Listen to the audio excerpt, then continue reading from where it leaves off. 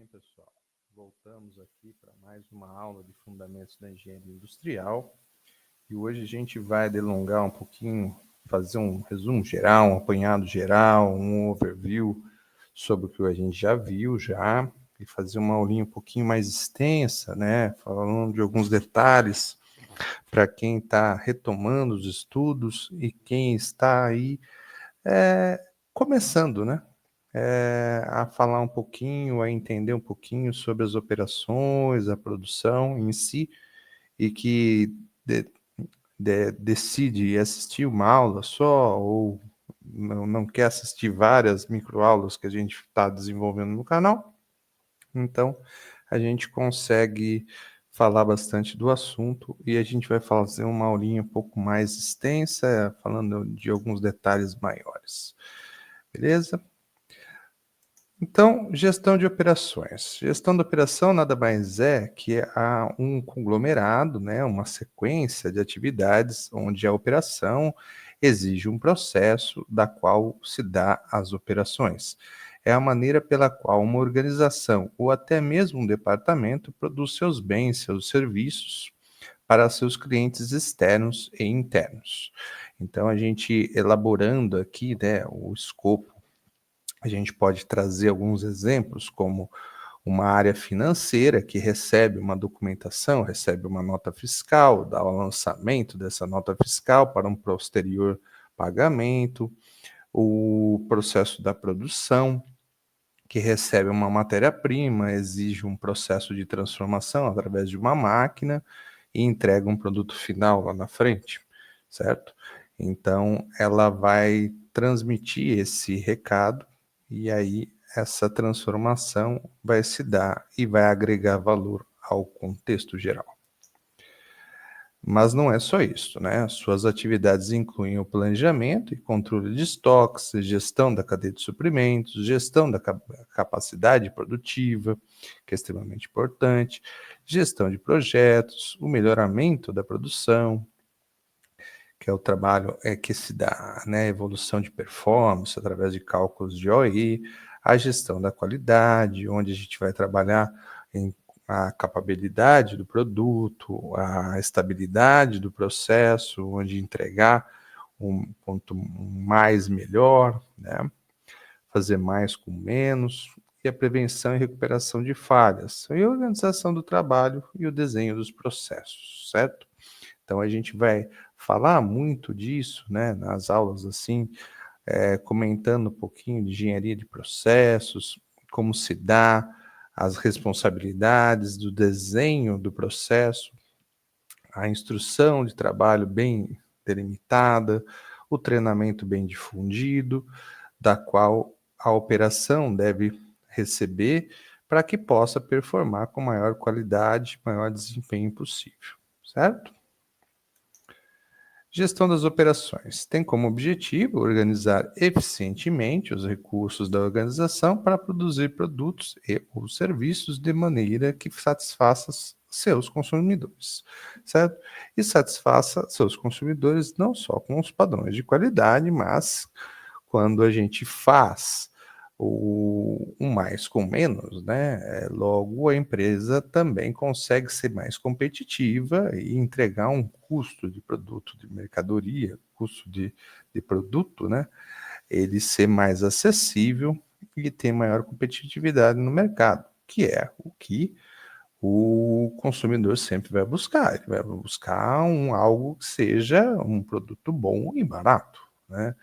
Ele sempre vai ter essa inserção, essa preponderante, né, para que o consumidor busque sempre algo que seja num valor acessível, né, e que também tenha qualidade. Às vezes os consumidores acabam declinando, né, da qualidade por uma condição financeira momentânea, mas sempre a busca pela qualidade e o melhor preço possível. O histórico, a gente falando, né, dos processos empresariais e industriais, a gente saiu lá desde a grande obra de Adam Smith, que é A Riqueza das Nações, de 1776, e James Watt, que inventou, né, a máquina a vapor, que é a época do artesanato, né, até que houve a primeira Revolução Industrial, em meados de 1850, onde Charles Babbage, em 1832, começou com seus primeiros teares, né, e aí a administração científica, né, que a gente fala nas aulas de administração, da teoria de administração, acabou entrando também nesse ensejo, e alguns pensadores que fortemente trabalharam, como Taylor, Ford e o Gantt,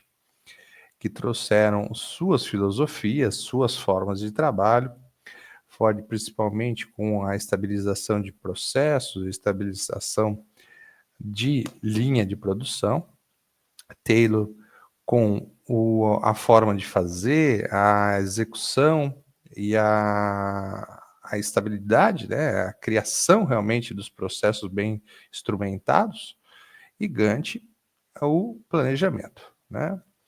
Até que hoje vivemos, né, nessa grande era da automação, computadores, internet e robótica, né, entrando aqui no século XXI, já com sistemas flexíveis, círculos de controle de qualidade, produção enxuta, né, o famoso Lean Manufacturing, a tecnologia da informação nos auxiliando muito, né, com a evolução, e aí já falando, né, de conceitos como 4.0, 5.0, indústrias ou logísticas, né, 4.0 ou 5.0, e o Supply Chain Management, que é a gestão da cadeia de suprimentos, onde toda a cadeia, quanto mais integrada, mais a informação enraizada, nós vamos otimizar todos os recursos e reduzir os seus custos inerentes às atividades que, de certa forma, não agregam valor.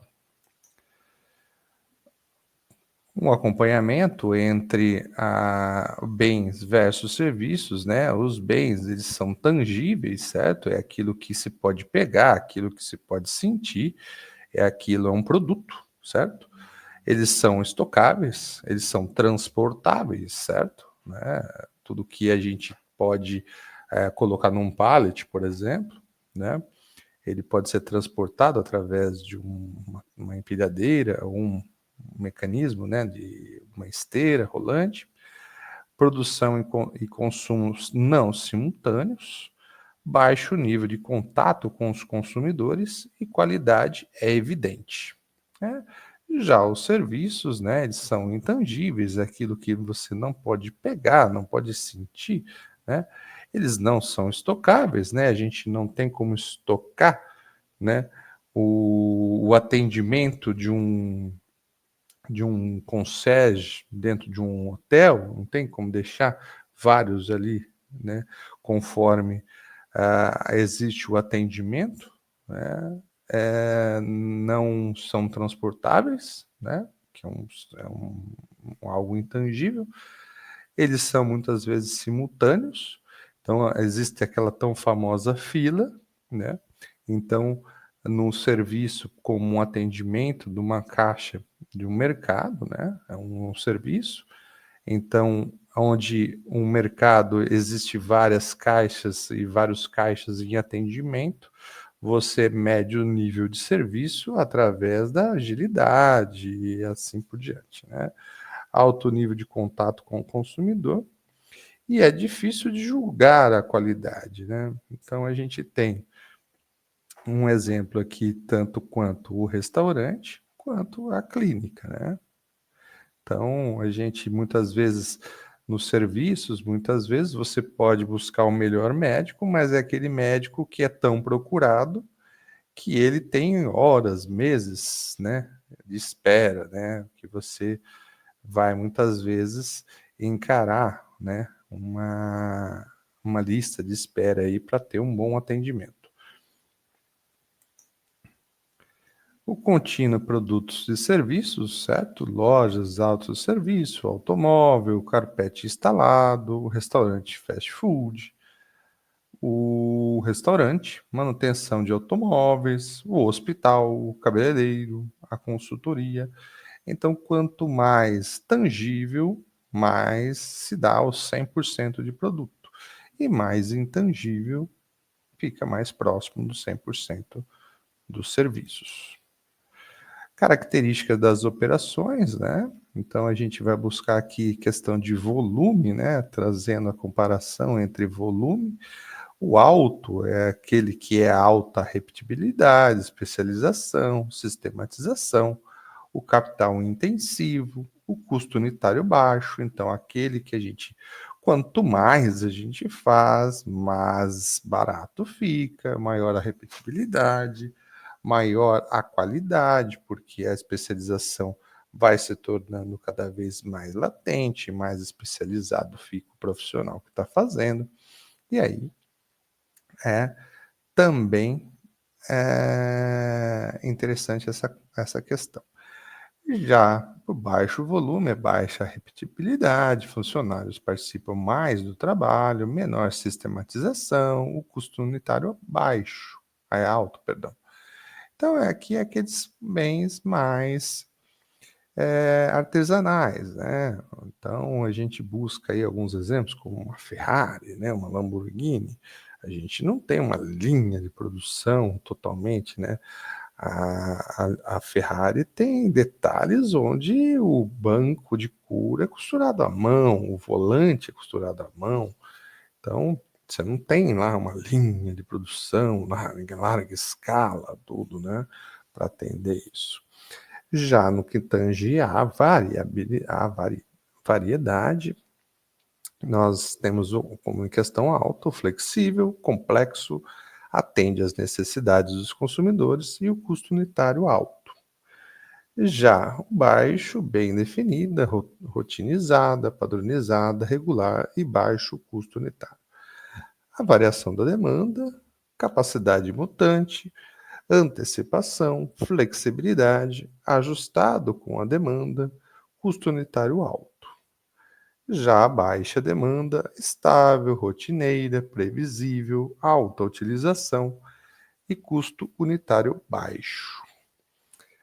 E contato com o consumidor, a gente tem aqui a tolerância de espera limitada, satisfação definida pela percepção do consumidor, habilidade de contato, alta variedade, tempo de produção e consumo, padronizado, pouca habilidade, contato, alta utilização de funcionários e centralização. O impacto do volume e variedade nos objetivos de desempenho. Falando de qualidade. Se os volumes são baixos, a operações procurará customizar produtos e serviços. Velocidade. Se os volumes são baixos, operações procurará negociar prazos de entrega item por item. Confiabilidade. Se os volumes são baixos, operações buscará cumprir cada uma das promessas de entrega. Flexibilidade. Se o foco for na flexibilidade, se os volumes são baixos, operações procurará ter flexibilidade dos produtos. E se o foco for no custo, se os volumes são baixos, operações poderá ter altos custos unitários e vice-versa, certo? Impacto no volume e variedade. Operações de baixos volumes e alta variedade terão pouca padronização. Investirão em tecnologia geral, terão que lidar com complexos fluxos de informação, terão que empregar pessoal altamente treinado, e operações de altos volumes e baixas variedades terão pequena variedade de projeto, irão investir em equipamentos dedicados específicos, como uma linha de produção, e necessitarão de administradores especialistas em sistemas, certo? Impacto no volume e variedade no projeto e processos para serviços. Serviços profissionais. Operações de alto contato tendendo a ser baseado nas pessoas, companhia de consultoria, advogados, loja de serviços, uma mistura de atividades de frente e retaguarda, exemplo, bancos, escolas, aluguel de autos, shopping centers, serviços de massa, muitas transações com clientes, tempo limitado de contato e pequena customização, exemplo, supermercados, aeroportos, livrarias, TVs, serviços de polícia, etc. O papel das operações.